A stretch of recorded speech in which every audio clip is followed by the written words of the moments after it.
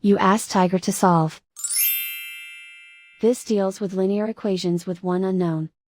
The final result is y equals -9. Let's solve it step by step.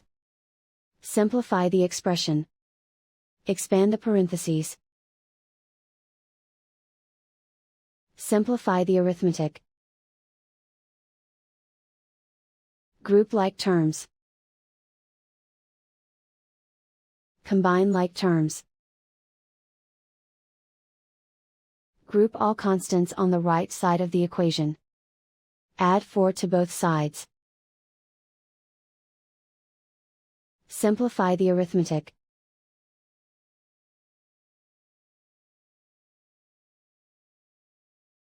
Isolate the u.